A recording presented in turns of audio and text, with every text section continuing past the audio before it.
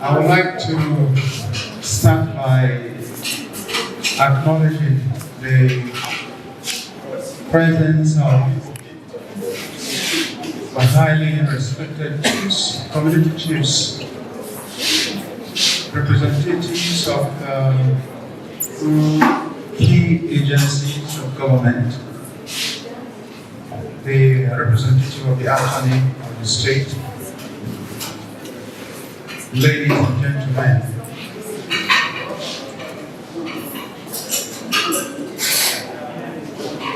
I'd like to say that I stand in solidarity with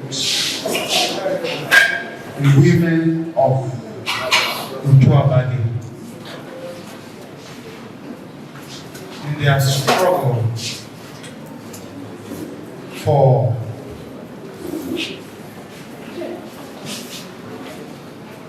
liberty from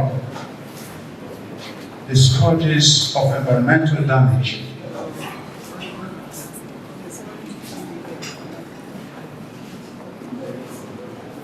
Many years of extraction of oil in the Niger Delta, like everyone knows, has created solastalgia. Solastalgia means distress. The different segments of the Niger Delta population, apparently every segment of the population in the Niger Delta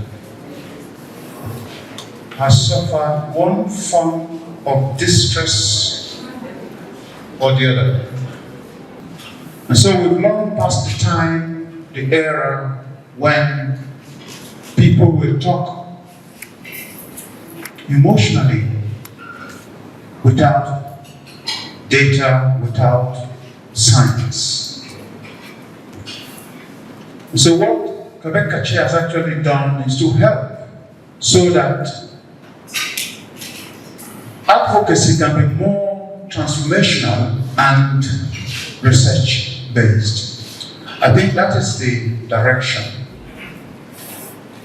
And I want to say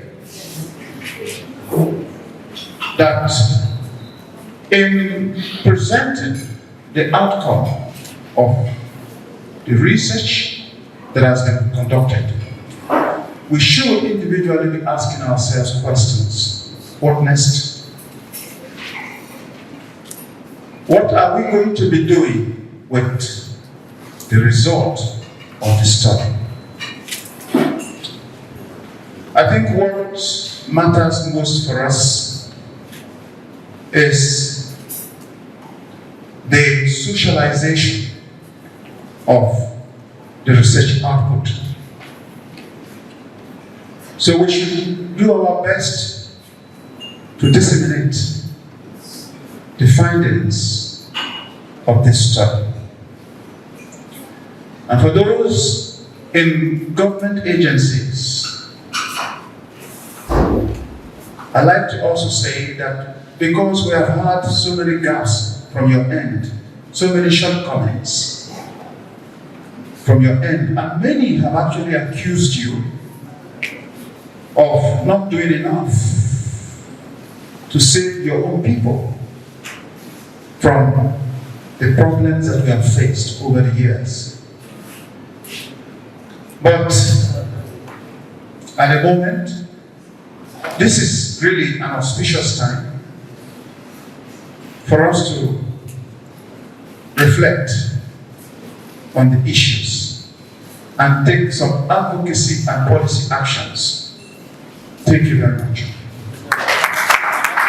Being an indigenous of the Otuabagi community and being born there, and in 1956, when oil was first discovered in commercial quantities in the Otuabagi community, the famous Otuabagi oil fields. Effects of oil exploration and extraction on the women of the area cannot be emphasized. Today, oil is discovered in a lot of places when people are even aware of what oil or crude oil is all about. But Otuabagi and in West Africa, it was something that was never there before. So some of the challenges experienced were not even identified. The sources were not even identified. Crude oil exploration comes with a lot of degradation, a lot of environmental pollution, and subsequent loss of biodiversity. And for women, even though we marry them, they are the brain box of the families. They go to the farms, they plant the crops, they harvest them and then bring it home for the husband and the men, the children to eat. So when oil was discovered in Otuabagi and the exploration began, there were a lot of deforestation, a lot of excavation of the forest areas, and then the resultant effects to agricultural activities. The explosion also followed with oil spillages, and then we know how disastrous oil spill is on the environment. So foods no longer grow as expected, the yields become very poor. Our women do not even understand the effects of such oil and its attendant problems. So they still find themselves, even within the oil spill, to help themselves, plants expecting something to come out of it. So they become contaminated, and then the result affects a lot of undiagnosed diseases at the time because they were not even hospitals. Shell never even provide any alternative to medical health.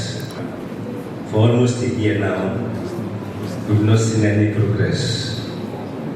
Let government hear that the goose that lays the golden eggs really deserves to benefit from the eggs. Thank you. God bless you. Thank you, thank you, thank you. Yes, we have done quite a lot of work. Even recently, I did a work on Otuabagi. For the first time, I went to the airstrip used by Shell in Achu and how it has been abandoned. After I shared that video, a senator representing that area came up with a recommendation to the nation that that place should be preserved as Air Force Base. Well, I also visited the Otuabagi Bay, where crude oil was piped from the premier oil field, the Otuabagi oil field, and shipped out of West Africa, not far from the Otuabagi oil field. But that place is in River State, the Otuabagi Bay, in our Otuabagi local government area, equally abandoned. Nothing will tell you that this place was such an environment. The first export terminal in Nigeria.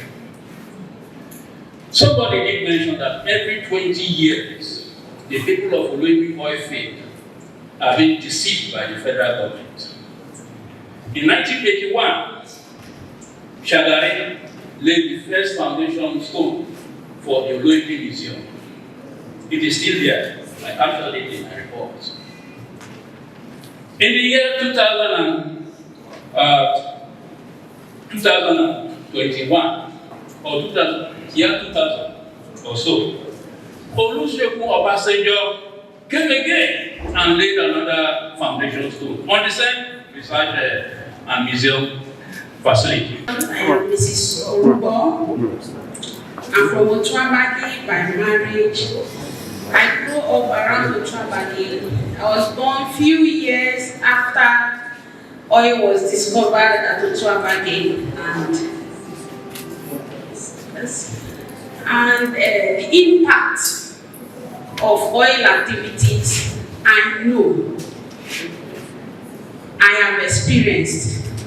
And I want to thank the organizers of this program, especially Kebetashi, who has always been with us, encouraging us, giving us a voice, teaching us how to fight our battles ourselves, teaching us how to go about things the right way for our voices to be heard. Today again we are gathered to further on those activities. I am very, very happy. I am impressed, and I don't know how else to present my joy towards this organization who has not left us the way our abusers have left us. Today again, we are here. We are here to hear more. We are here to expatiate. We are here to learn. Because the effect of these activities, some of us up till now really do not understand. But I want to thank the conveners of this program. I want to thank all of us for being here together. Solidarity forever. Our voices will be heard. Thank you. You know, we started the solidarity message to create the community feeling. Now we want to unveil the masquerade that brought us here. Permit me to invite the small but mighty woman who over the years has spoken, confronted authority, lifted women, all in relation to oil. Chief Dr. Bridget M.M. Okon, as you see her, looking gentle, smiling, she battles fiercely. Thank you very much, Chief Constance. Sincere appreciation to all those who have given goodwill and solidarity messages. Sincere appreciation to all the dignitaries here, our distinguished guests, representatives from, I don't know whether Minister of the Environment is here yet. The representative from the Honorable Attorney General of the State, the Zonal Coordinator of NOSDRA, the Zonal Director of NOSDRA, Zonal Director of NESRA, my Rotarian friend, Honorable Barrister Iniru Wills. Even the coordinator of NESRA is a Rotarian. You're welcome, sir. The community leaders, the chiefs from Otuabagi community, my mentors from the academics, Professor Allen, Professor Sophie Peterside, big brother and mentor, Dr. Patterson Ogon, all the comrades here, Comrade Maurice Alagwa, Comrade Celestine Akobari, my sister Barrister Disen Obis, Comrade Fineface, my sister Princess Elizabeth Ebe, Comrade Rosemary Owefari, the women from Otuabagi. I can see Philomena at the back. You're welcome. The media persons represented here, please, if I don't mention your name, don't take offense.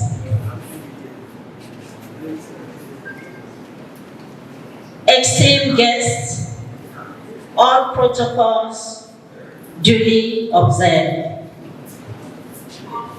It is with great pride and humility that I welcome you all to this momentous occasion, the public presentation of research reports on the impact of oil extraction on women's health in Otuabagi community.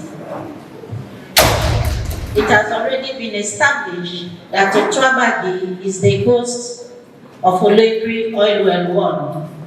And it is also strategic that we resolve to host this event during this season of the World Environment Day. This year's theme for World Environment Day is land restoration. Our concern, our fears, not just of Kebekase, but other activists, other civil society organizations that have been part of this concern, is that after divestment, who do we hold accountable? Is it the people divesting? Or is it the people inheriting the assets? Are they inheriting both assets and liabilities? Who corrects the wrong that has been done over the past decades? So Kebekase and community women have carried out media briefings on the issue of divestment. So we have a responsibility on our hands to say these women might be poor, these women might look powerless. Even Kebekase does not have all the powers, we just have the platform. But everybody has to support us. Let it be a test case and a case study that I don't know how long it will take, that something tangible will come out of this. Let us encourage these women to continue advocacy after this research works. All of us carry crude in our body, works. So we've got to ensure that it's not just another NGO activity, that something real has to be done to encourage every other person. Through this event, we are amplifying the stories of the women. We are advocating for our rights. We demand necessary changes to protect our future. We demand compensation, restoration of land, health, actions to keep us alive. We are resisting death by this action. We are resisting poverty. We are resisting injustice.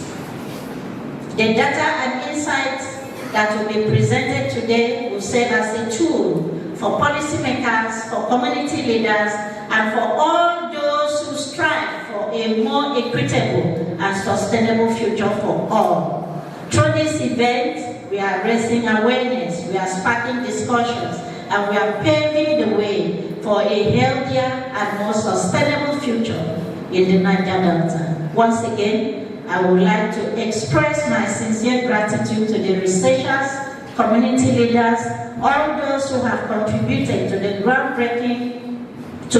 groundbreaking project. Your unwavering commitment to this cause has made this moment possible. Special thanks to Grassroots International and Good Ends, whose funding support made the research activity possible. We also appreciate the Ford Foundation, whose funding support made the publication of the report and this public presentation possible. What we are presenting or what we are unveiling today is the infographs copy of the report. The publication of the detailed comprehensive report will be done later. But the infographs copy goes straight to the point, key issues about the research work, so it's not that boring. But as time goes on, not too long, the full comprehensive detailed report will be published and it will be shared to all of us. So our esteemed guests, please participate actively and support our collective efforts towards the mission to create a better and healthier Niger Delta. Thank you for being part of this very important process. Thank you very much. Thank you. Thank you. Yes. She has said it all. We don't want to keep keeping quiet. So that is why everybody must join.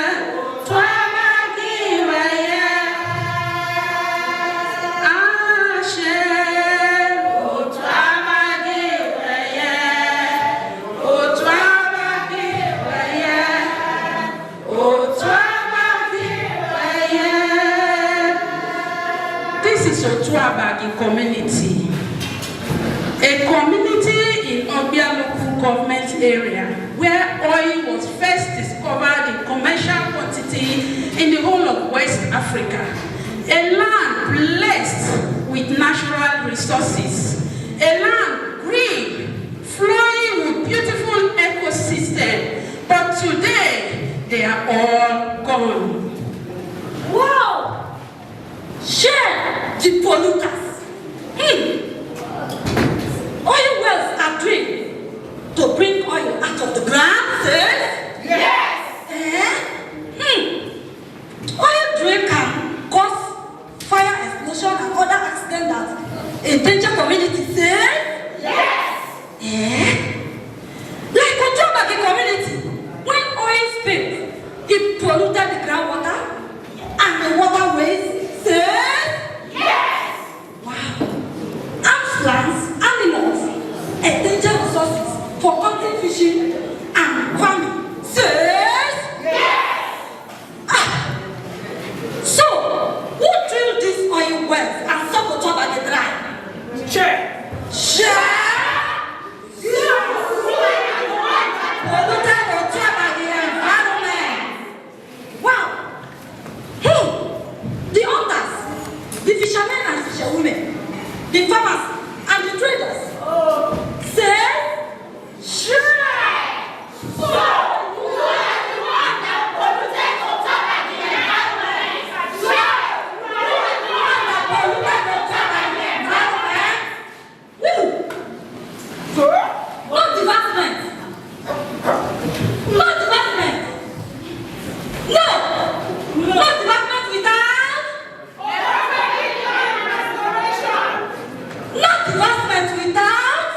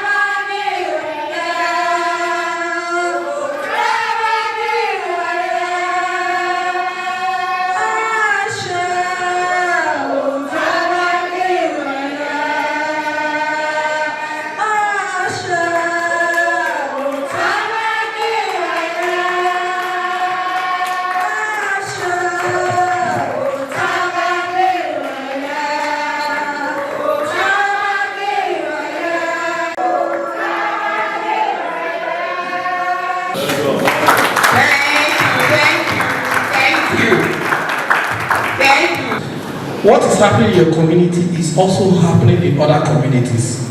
If you go to Rivers State, just like Emekachi director just said, a community we're working together had a very pathetic issues, and several other communities. But the funniest thing is that, why are we not making progress?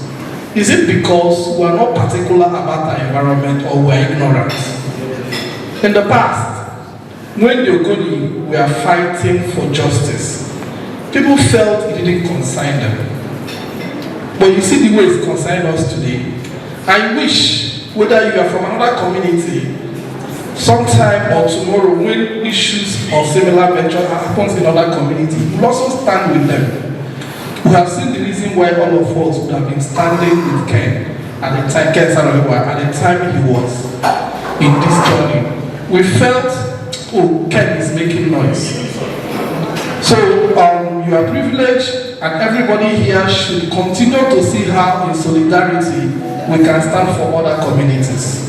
The companies, unfortunately, they are divesting. And they are divesting, and our leaders are quiet.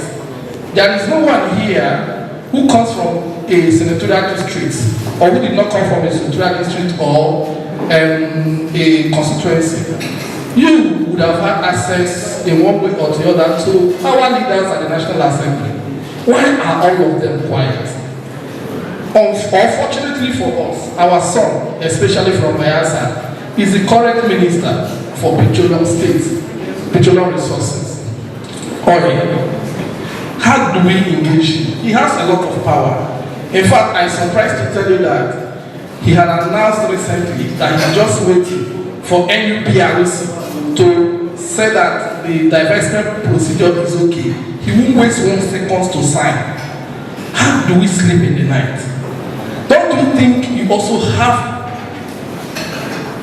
that responsibility to talk to our leaders? I bet you, if the governors of the Niger Delta stand up, just like the way they take the federal government to court whenever allocations are not shared rightly, if they also do same, a whole lot of these things will stop. But our leaders feel it doesn't concern them. But in one way or the other, even though they are living in Abuja and they may not want to come back, but their relatives are here. So if you have an opportunity to engage them going forward, please do so. If you also have the opportunity to be in the media, also make and reference to them that they have a duty to protect this region. Wherever they are, they will hear it. The Bayelsa government just launched a report on oil pollution, and I think that report was launched in London. I read it online. And subsequently, we are not hearing anything about it. I think that the present government should be the one driving this course. I am very passionate, and all of us here are very passionate about these issues in the Niger Delta, just like the Otuabagi. I believe that when this report will unveil, we'll see the enormous damages oil spill or oil contact has caused to our body. My community is not left out, we are suffering it, but a lot of us are also fighting the process to ensure that we get justice. Collectively and in solidarity, I believe that we will win this war and get justice. Please, the new campaign going on now is that this company must not be allowed to divest. If they must divest, they must restore our environment. If they restore and want to go, good, no problem. You cannot want to divest and deceive our parents because of ignorance, just like what the king said. And they came into the Niger Delta in 1958, even earlier, around 1929, and thereafter, when the first company came. And subsequently, let's not blame our parents because they were not educated. But today, among us, there are professors, doctors, and several professionals. And these companies are also divesting, bringing in a new company without us not knowing the terms and conditions of divestment. They are divesting. And there is no single fund kept anywhere for the commissioning or to clean up the environment. They say 30 years clean up, and it's ongoing with such challenges in it. But even at that, the companies need to also have more commitment to make sure that after the cleanup, more things need to be to restore the people's livelihood. So we should collectively begin to campaign on no divestment without restoration of Niger Delta. And if the environment is not clean, if the environment is not healthy, all of us here will never be healthy. And remember, pollution has no boundary. What if a community A is polluted today? That does not mean the impact will not go to community B. Any chemical injected underground water, because we all share from the same water level, if it is done in community A, community C, when they drink water there, they may also be impacted. So let's, in solidarity, do this campaign for the environment and for justice. Thank you so much. We are all in this. If it affects one, it affects all. So we need to have concerted effort to drive for cleaning up of the Niger Delta, not just one area, but all of the spills. Dr. Prince, you are welcome.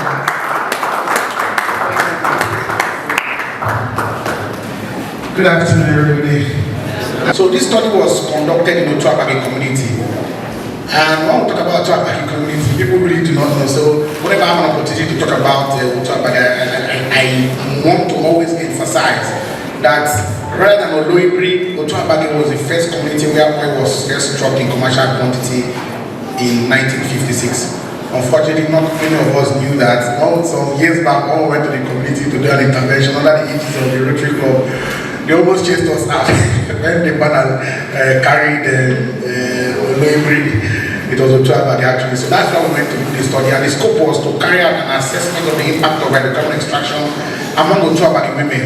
The study population were women residing in Otuabagi community above the age of 18 years. So even though you're a woman, you're 18 years and above, but you're not resident in Otuabagi community, we excluded such people because we wanted people that have been in that environment and have been eating, drinking, respiring the air within Otuabagi community. Other than those that come from outside, there may be some confounders. We didn't want that, so we excluded them. The study design was descriptive, cross-sectional. The sample size was in 80. Next slide, please. We used a multi-stage sampling method to recruit our research participants. Samples were collected via well-structured, closed-ended interview and administered questionnaires. Well-trained research assistants were used to administer the questionnaires. Some of whom were members of the community because we understand there could be language barriers. So those from the community that assisted us in interpreting where the need arose. Well-trained research assistants were also used to collect soil samples, water samples, blood and plant samples. Blood samples were collected by qualified medical laboratory scientists. Next slide. Jacob.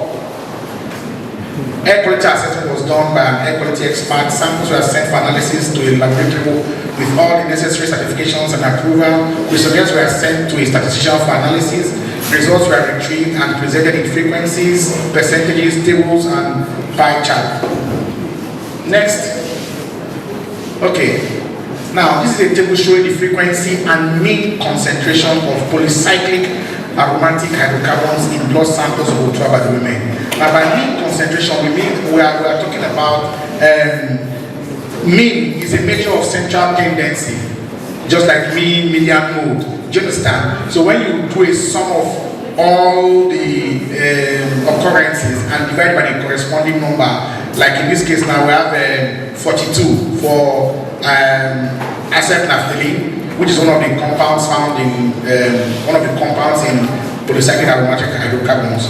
We have 42. So by that we divided, we got 0.0244. Now let me state here that there are 16 polycyclic aromatic hydrocarbons. I'll be calling them PARs. Whenever I say PARs, I'm talking about polycyclic aromatic hydrocarbons. Now there are 16 of them that impact the health of humans negatively. Out of the 16, 15 were found in the blood samples of women of the Otuabagi community. Only naphthalene was not found. Only naphthalene. Otherwise, all the other 15 were present, and in concentrations that far exceed WHO recommended standard value. So so that we understand what the results that are before us, let us understand the WHO reference for PAS in blood. Is 0.00002 micrograms per liter. Now, if you look at the first PAS, acetylnaphthalene, right? It has a concentration, a mean concentration of 0.0244. Now, I want somebody to please, because I like my presentation to always be participatory, I want somebody to just divide 0.0244 by 0.000002 and tell me what you find, what your answer is. Is anybody doing it? Divide the mean by 0.00002. 1,220. Are you sure it's more than that? Do you add 4 zeros before the 2? Yes. 1,220. Value of acetylnaphthalene, the mean concentration of acetylnaphthalene is over 1,000 times beyond WHO value. I want that to sink in, and it's the same thing. If you want to do the division, I don't want to bore us, but that's exactly the values for almost all the other 15 pounds we saw. So you can imagine how minute. When we were doing the validation workshop some months back, there was an opportunity for question and answer, and an engineer from another sister NGO was present, and he said that as an engineer he was told that anything beyond 0.01 in engineering is tend to be negligible and is of no importance. And I said that's to tell you how toxic the PAS are to human body. That even at this WHO is saying that 0.00002 micrograms per liter, and that any range, any value beyond this is toxic.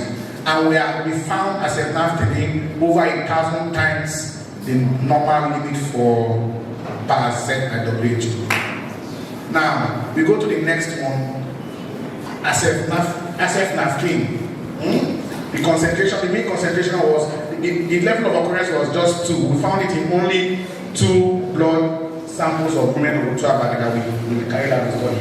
And the mean concentration was 0.1580. Can somebody else do that math again? Don't, I won't bore you, but I want you to have an idea of what we're talking about. The level of the pollution in the blood of Otuabagi women. And to think that we're having this value even though the wells in Otuabagi have been decommissioned since 1975. So imagine in communities where oil exploration activities are still ongoing till now. Imagine what we're going to see. Is there somebody doing the division? 9,000. 9,000, right? 9,000 beyond WHO reference limit. For fluorine, we found fluorine in 48 blood samples. Fluorine. When we talk about frequency, that is, it will mean level of occurrence. So we found it in 48 of the 80, that is more than 50% of the research participants had fluorine in their blood samples. Now this is a table showing the cumulative PAS concentrations in different water samples. Now I want to talk about cumulative because in some of the water samples we found that it was not just only one hydrocarbon we found inside. So we did a summation of the total number of the concentrations of the individual hydrocarbons to get the cumulative hydrocarbons. So for borehole water 1, then the cumulative frequency of concentration of 0.00006, and the only PAS we found was acetylnaphthalene at this concentration, and the finding is within normal limits. That's PAS concentration in borehole water 1 in Otuabagi is within normal limits. Then for borehole water 2, for some reason we didn't find any hydrocarbon in the blood. And this borehole 2 is the community borehole. For those of you from Otuabagi, you know your community borehole, right? Once you pass, if you're coming into the community, you get to it by your right before the town hall.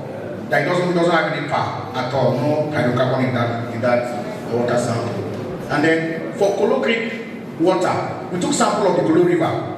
And you know that the oil well 2, the Olympic oil well 2 in Otuabagi community, that was the commission 1975. I don't know if yesterday they've done the proper cleanup or proper decommissioning. But as at the last time I checked, it was still spraying crude oil, especially when it rains. So it spills the crude, and when it rains, the crude follows the water and empties itself into the Kolo Creek. And it is inside this Kolo Creek, they take water and drink. I know I'm going to take sample. And I just went there and they said, this water will be drink. I said, this one. They said, hey, don't test it. And I said, no, they said, no, thank you for this one. They told me this water will never die. They started drinking the water. So we took sample there and we found that the cumulative PAC concentration was 1.5622. Now, if you look at the reference limit for water, there is just 1 0 missing. Because the concentration of PAC in water and in blood is not the same. Do you understand? The one in water is a little bit lower than that in the blood.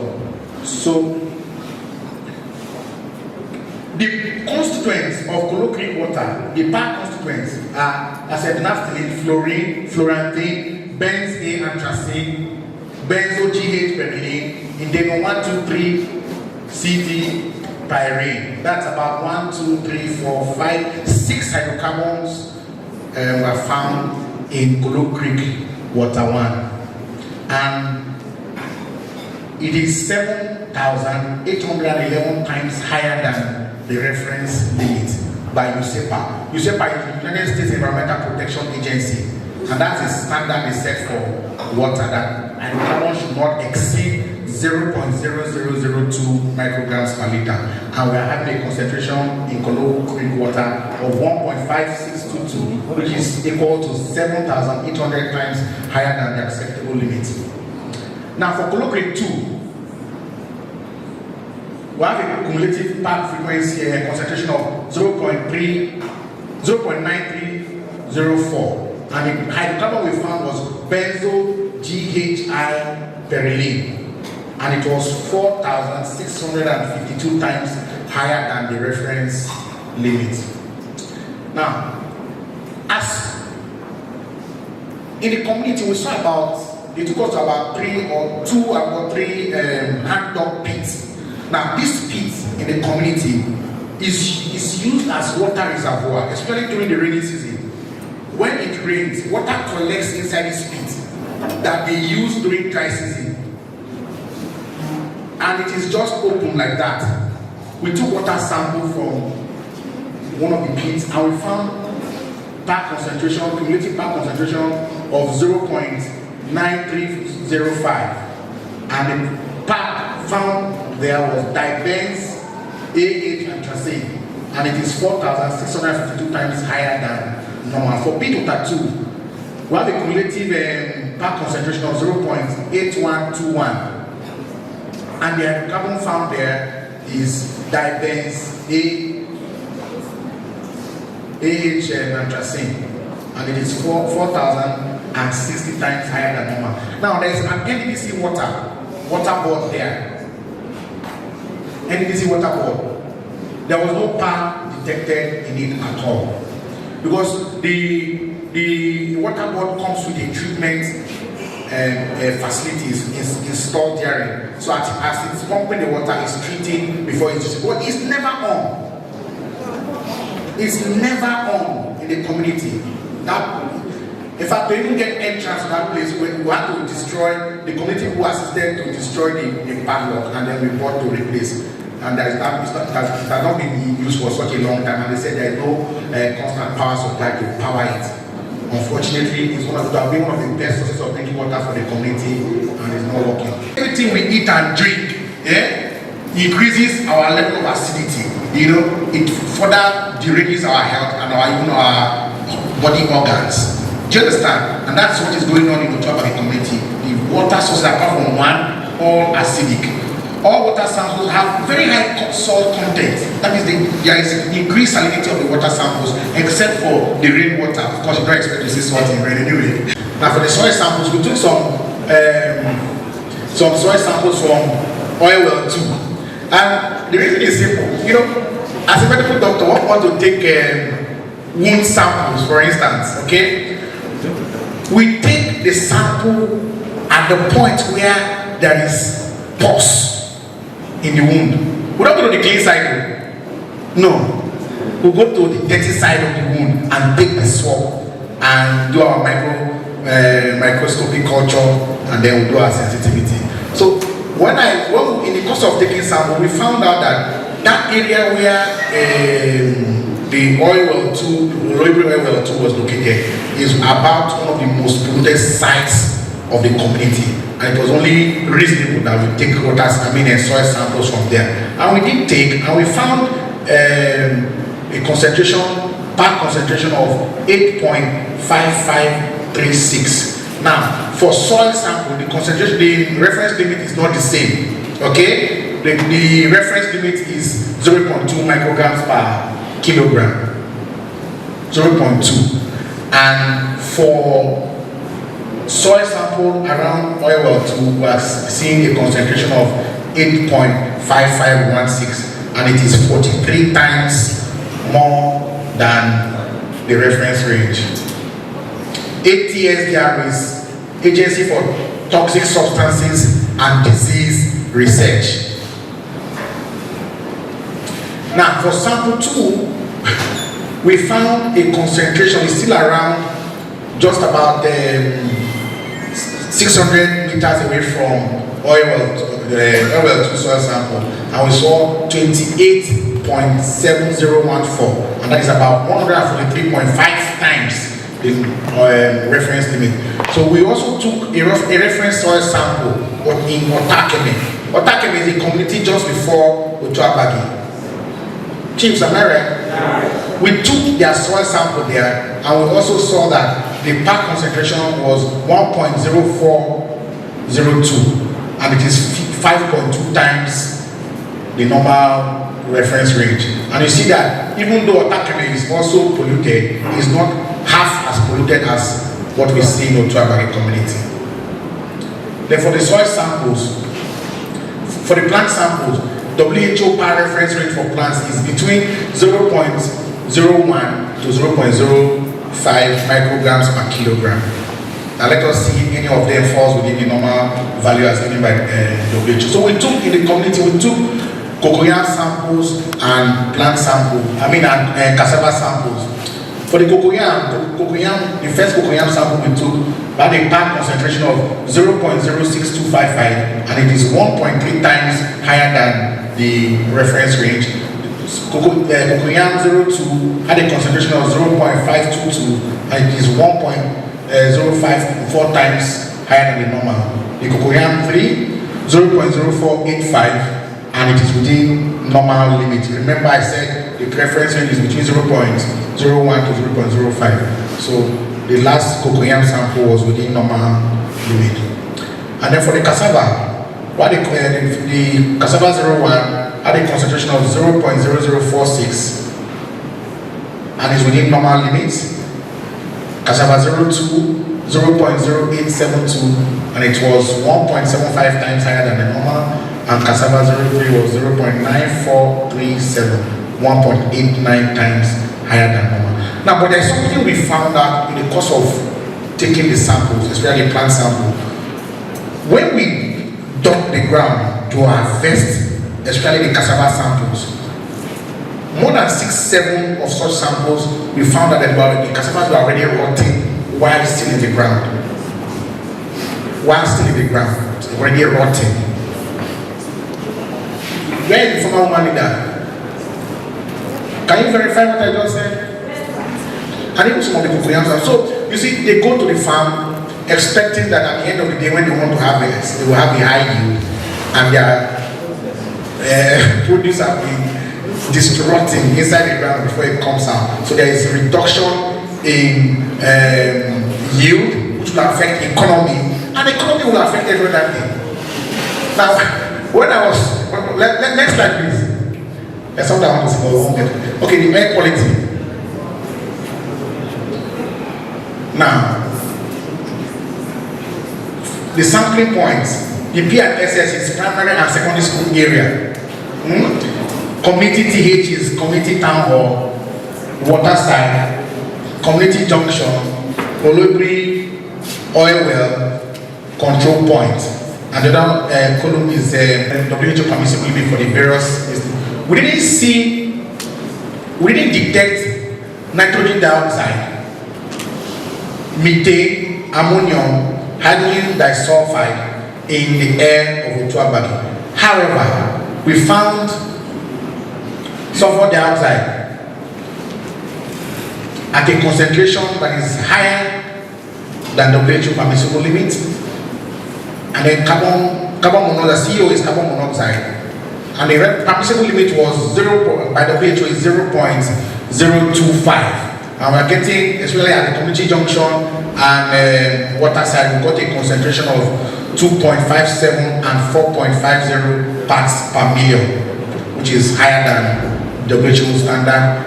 Then the PM10 was present. And so I have to congratulate Kevin Captain for this initiative. Thank you very much. But the two questions, what next? What next? Because eventually we are an endangered species. I want to say that let it not be that it is only Otuabagi matter. As we have said, even the MC, the Niger Delta is the same, the story is the same anywhere. So can we also extend this health audit to other parts of the Niger Delta? So thank you very much. If these findings now is basically talking on women, what would be the fate of the men? Today, the women has also, this organization has also come up with this idea. I think this program will take us to the promised land. I use this medium to thank the governor, His Excellency of this Bayelsa State, and the organizer of this program, that we, the Swamp Period and National Community Association, Bayelsa State, are ever ready, whenever we are called upon, to embark on this project. Thank you. I want to say that I want to take it off from when my learned senior, when we asked the question, said what next. I think that's what we should be looking at, because there's really fire on the mountain and we're all in one place. I think we should chart the way forward at this point, and I would suggest that we're all relevant key stakeholders that have been invited for this event. We all need to escalate this conversation positively, not that, like for us as civil society organizations, we are not going to fight anybody, but we're going to be intentional about this movement, about what we have just heard. I know I've had this conversation with a smaller, when we had a smaller meeting, and I said I was really scared. Looking at what we are saying there, the reports we've seen now, we know that there's fire on the mountain in Otuabagi community, because our children are not safe. The women are just walking. Some people say walking cup. Sorry to persons from that community. We need to be intentional and meet the key stakeholders that need to look at this report and work on it. Implementation is key at this point. That is what we should be talking about. We should have this document, and then please, let's have access to the document so that we can start working. We have different platforms where we can talk about it. Some of us are on media almost every other day. We can talk about it until the governor hears about it, until the House Committee Chairman on there hears about it, and all the representatives in government that have been given appointments and all that are coming from that community and not from that community, they need to look at this report and then we start working about it. The time to move forward is now on this community, on this research is now. The time for everyone to say we must do something as we are stepping out of here. Let's take our social media, let's take advantage of all the social media platforms we have and say there is something that we need to do. And I'm sure the governor will hear about it and call the relevant key stakeholders to start working on what we need to do. And then finally, justice. I'm a lawyer. Do Foundation is ready to work with MM. we are ready to work. Before these people leave this country, we want to catch them and tell them that you cannot leave our women like this and go scot-free. Thank you very much. I think I want to suggest a reform in case of next time. That in any community where an oil exploration is to take this, the first thing first, and that is the environmental impact assessment.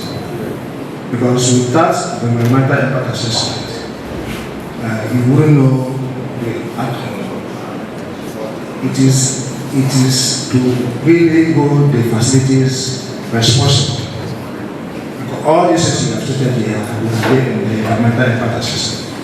So I would suggest that any facility coming into any community, the community needs to hold that facility responsible to carry out an environmental impact assessment of that place. Thank you.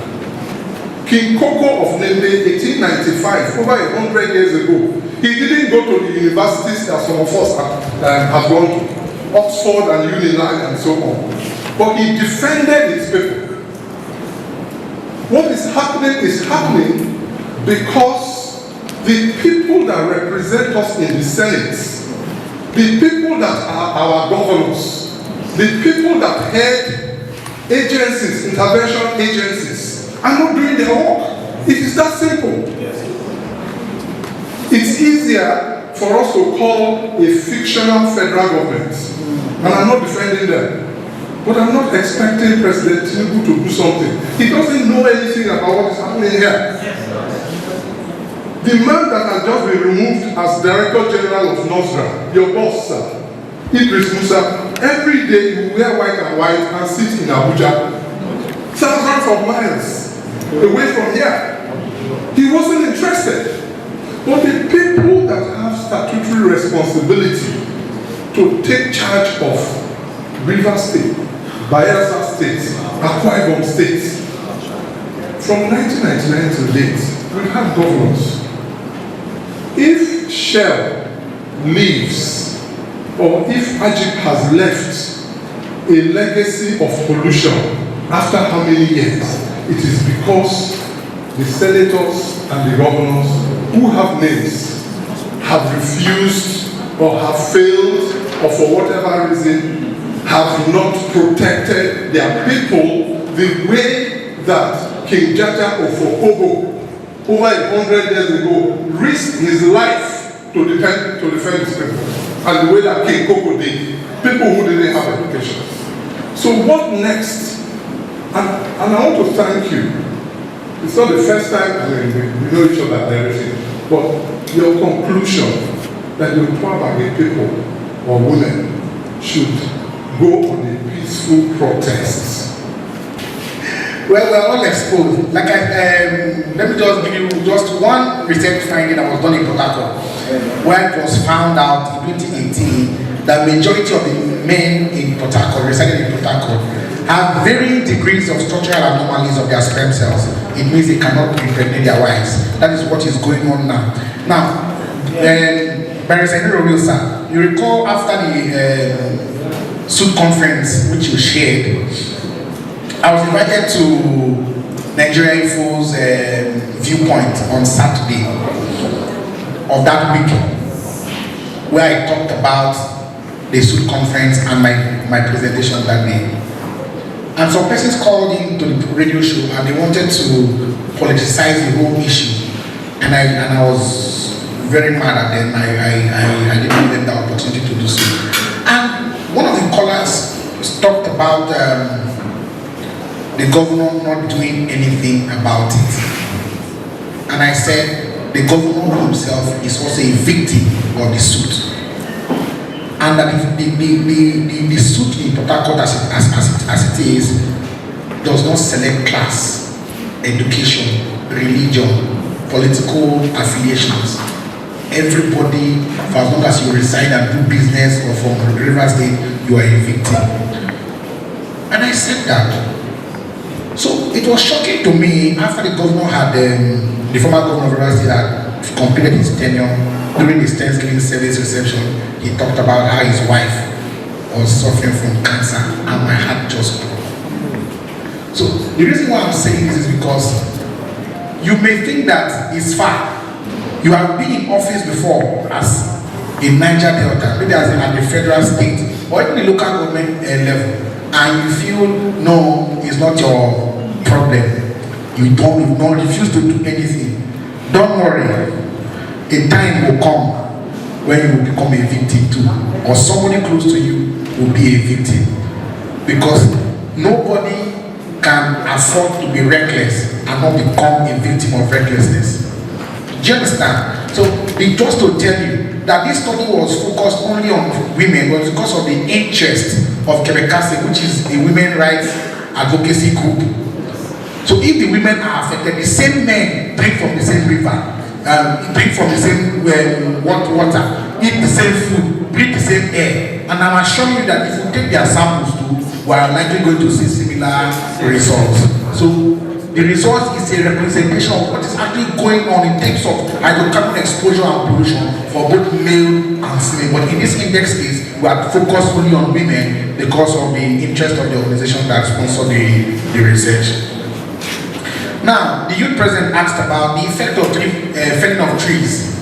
And like I said, there's a symbiotic relationship. So, in civilized climes, when a tree is felled, like 5 or 6 is planted to replace it so that there is a continuity. Do you understand? So that's what they call sustainable development in this sense of it. Which is to say that the present generation are using the resources to meet their own needs without compromising the ability of future generations to also meet their own needs. So if you're into a logging business, okay, you fell trees to make money. When you cut the trees and you plant 10 for that every one you cut, it means that in the next 20 years you still have more trees to cut. But you cut the trees and you don't plant. It's just a matter of time. You will exhaust that resource and it will be nowhere again. So it simply means that for the fact that trees are cut and not being planted or replaced, that you get to the point where the impact of climate change in that part of the environment will be far worse than any other part. So please tell your people to, I'm not saying they shouldn't cut, that's what they call legal logging. Okay? When you cut, you plant and replace, so that in the next 20, 30 years, other people also, in case there are future loggers within your community, you also see trees to log. Well-meaning Bayelsans should come up and support us. We need to carry out a peaceful protest to tell the world that these people who want to divest, they want to run up from their liabilities. They want to run away from their liability, knowing that they have polluted the environment to the level whereby they have sentenced us to death. We are moving like a living corpse. And it is a liability. And that is why we are saying before they divest, they should take care of their liability, properly clean and remediate the environment, and also pay compensation. Looking back, you must pay compensation going back to the present state of affairs. Yes. Thank you very much. You're welcome. What designation do we put up? Well, you just say Alagwa Morris, an environmental and community rights campaigner. Yes. Thank you. Thank you very much. We'll come back to that regional matter, but before then, Judge, this is a report on Otuabagi women. You are a woman from Otuabagi. I think you are part of the research.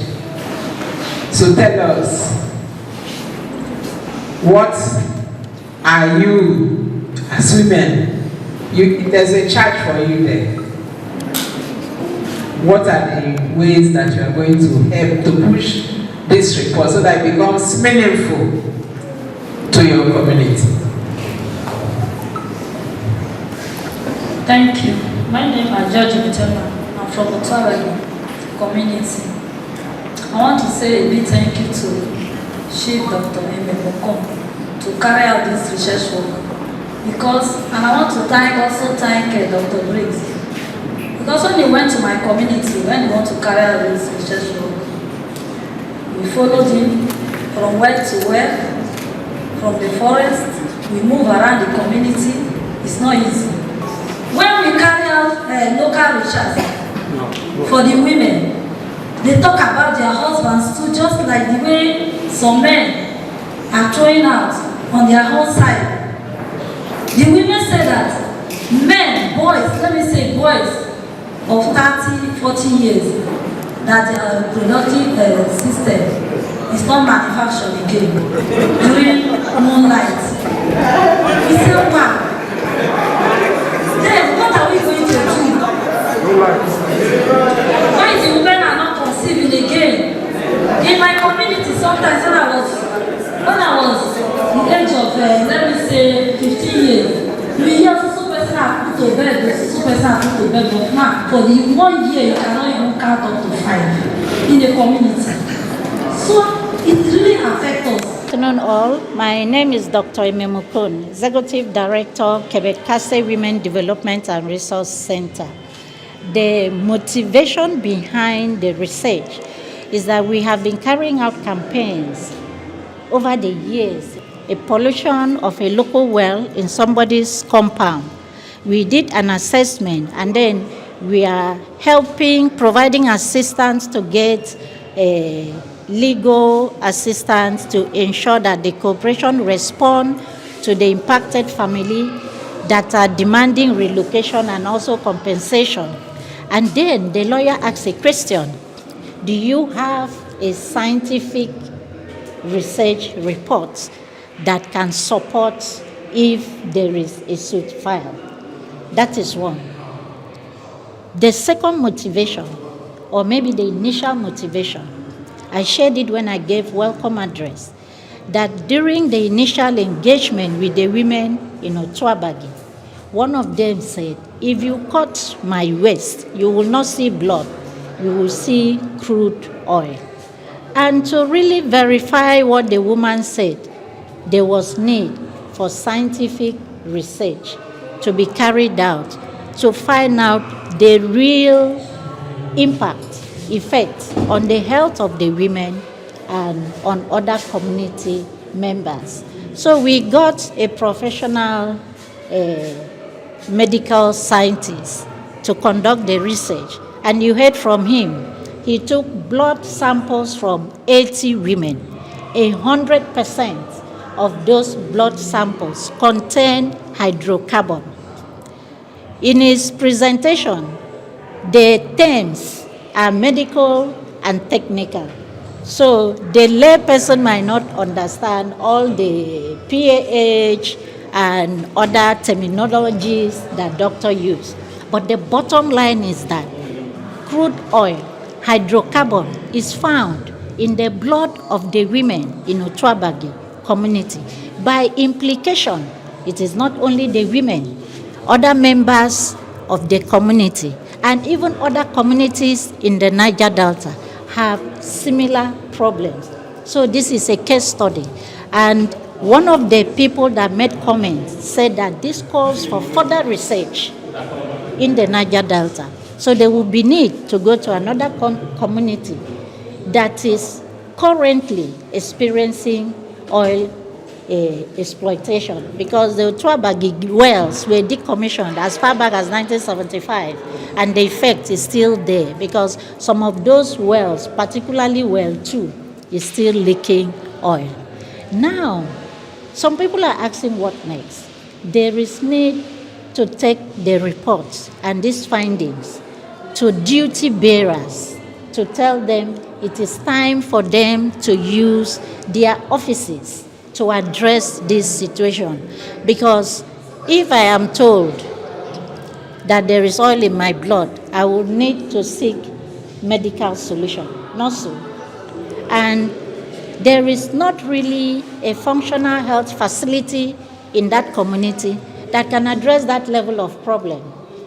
And the percentage of hydrocarbon found in those blood samples, as revealed in the report, is over 1,000 times more than the World Health Organization guidelines. So there is a problem. So something has to be done. And whatever has to be done might not be within the capacity and capability of the people in Otuabagi. So government has to be involved. The responsible multinational oil companies also has to be involved, which is also a good reason for them not to start packing their loads and leaving as they have planned, because they need to clean up the mess.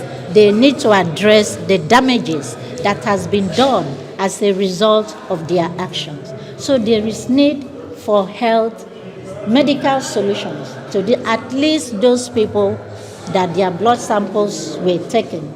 They have to be medical solutions to this problem. Because tomorrow, maybe things are even happening.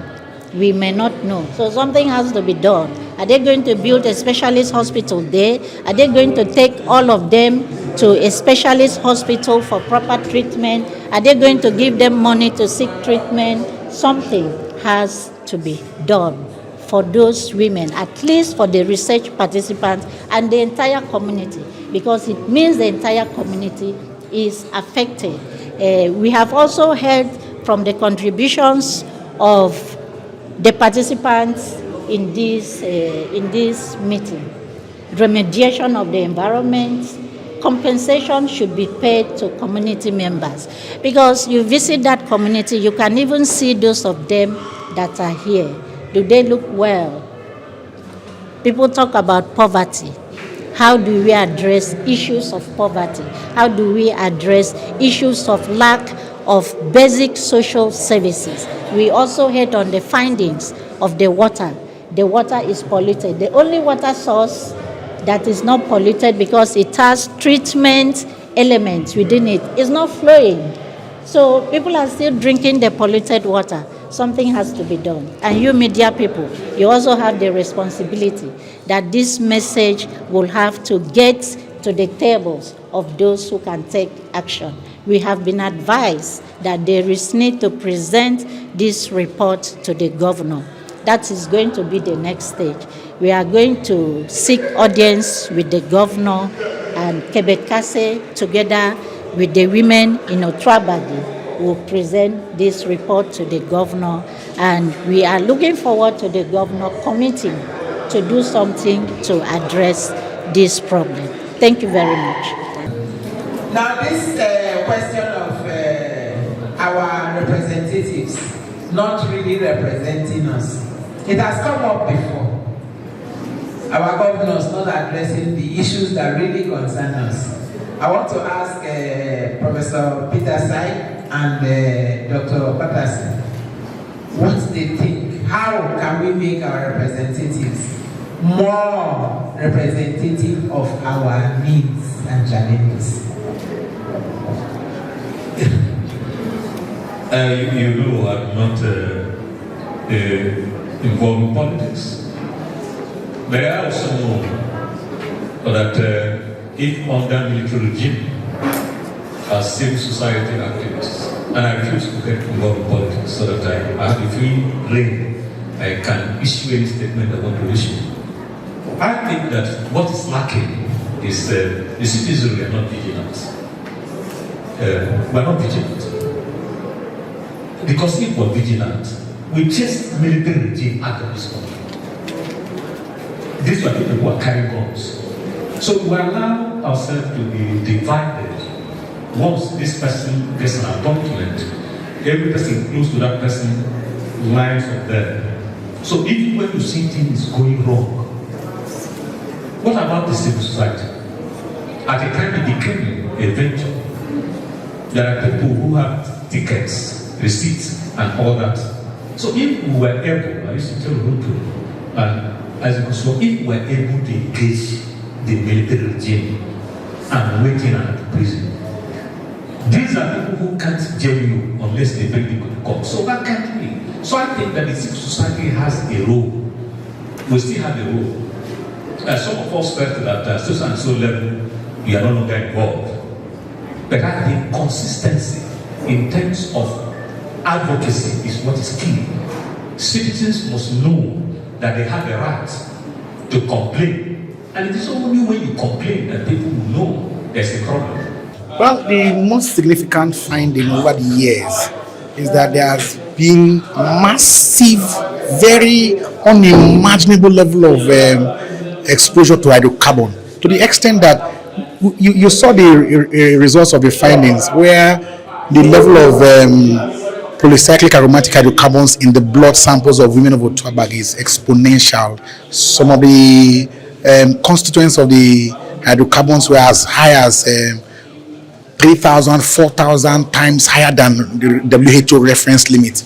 That is mind-blowing. And I can tell you, we also saw that there is a very high level of congenital abnormalities from deliveries that have been recorded in the Otuabagi community. We saw issues of stillbirth, miscarriages. We saw high levels of cardiovascular diseases, respiratory illnesses. So it is their social infrastructure, this peace and security, food security, because even from the research findings, they have very low yields as compared to how it was before oil exploration commenced in Otuabagi community. We also saw, of course, that something that was very key, occupational migration.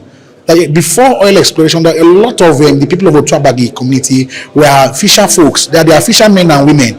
But now they've migrated because there are no fishes again in the Otuabagi River. We saw very high salt content in their water. The water they drink in the Otuabagi community is polluted by hydrocarbon.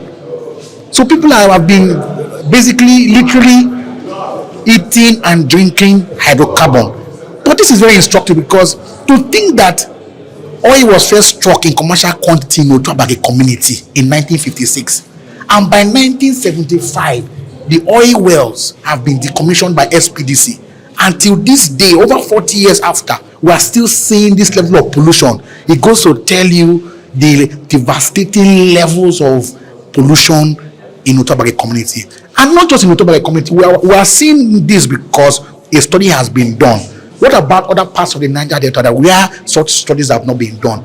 Just taking, for instance, the UNEP report on Ogoni land, where in one of the wells, water sample wells in Ogali, in Eleme local government area, benzene, which is a volatile organic compound, was found to be present 900 times WHO limit. And we are seeing similar thing in Otuabagi. So I have every cause to believe that if similar studies are done in other parts of the Niger Delta, the results will be as shocking as the one that we have seen in Otuabagi. Your name, please. My name is Dr. B.A. Rena Briggs. I'm a public health physician and an environmental advocate. Can you be all the names? B.A. for B.A. B.A. Rena Briggs. It's not an abbreviation. B.A. Rena Briggs. B-I-E-Y-E. Rena, R-E-N-N-E-R. Briggs, B-R-I-G-G-S. Thank you very much. God bless you. Otuabagi community.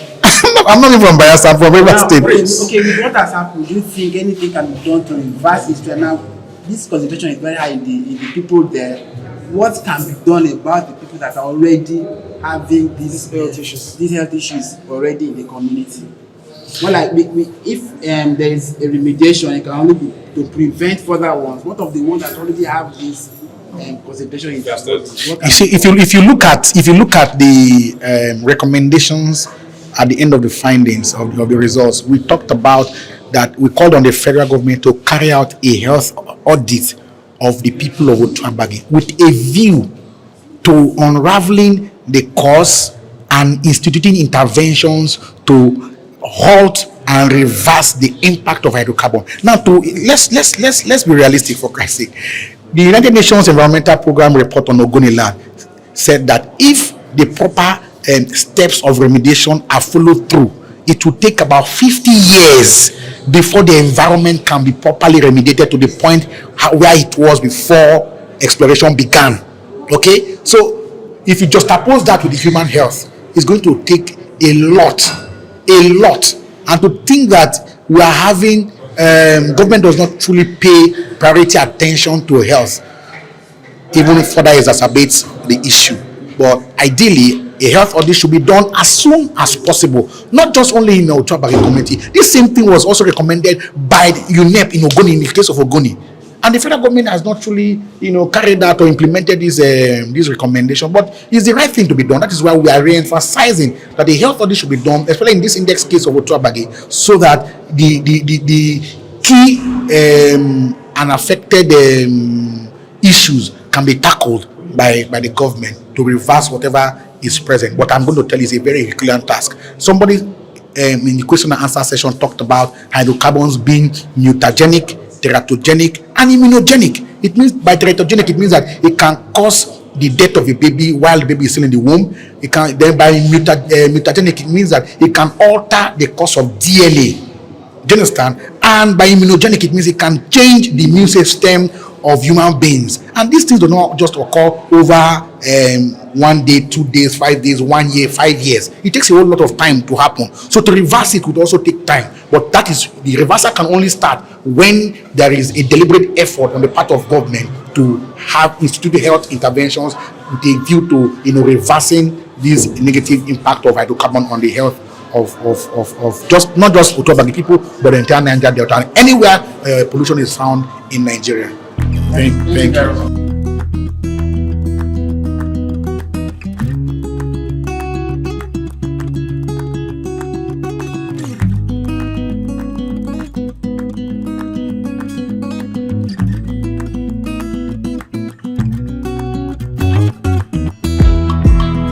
Thank you very much.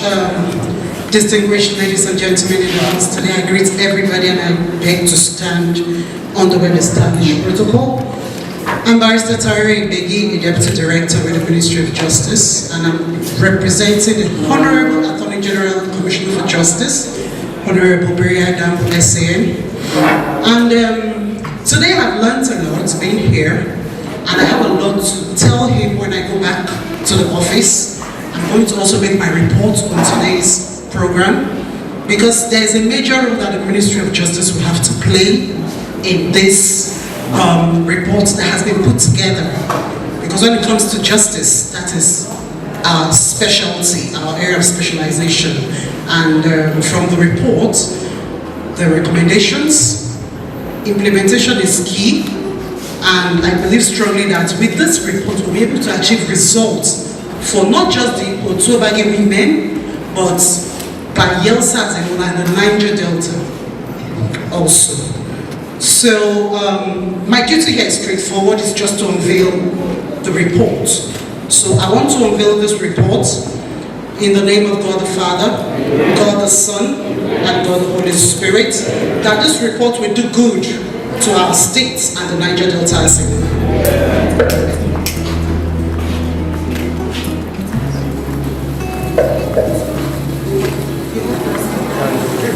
Another one. Not using power.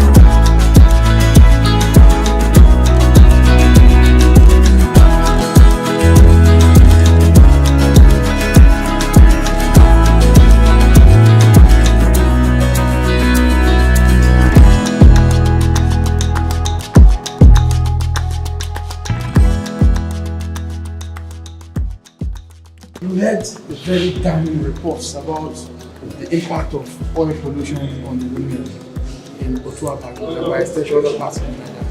What's your reaction? It's quite scary. We're worried, and there is really trouble in this community. As women, we are worried, we're concerned, and I think there's time for action. We really need to do something. We really need to speak out to relevant stakeholders. We just need to move out and tell our story to the world, because the women there are not safe. The women there, as far as I'm concerned with the report we just got, they are sick. And what about the children? The children are also not safe.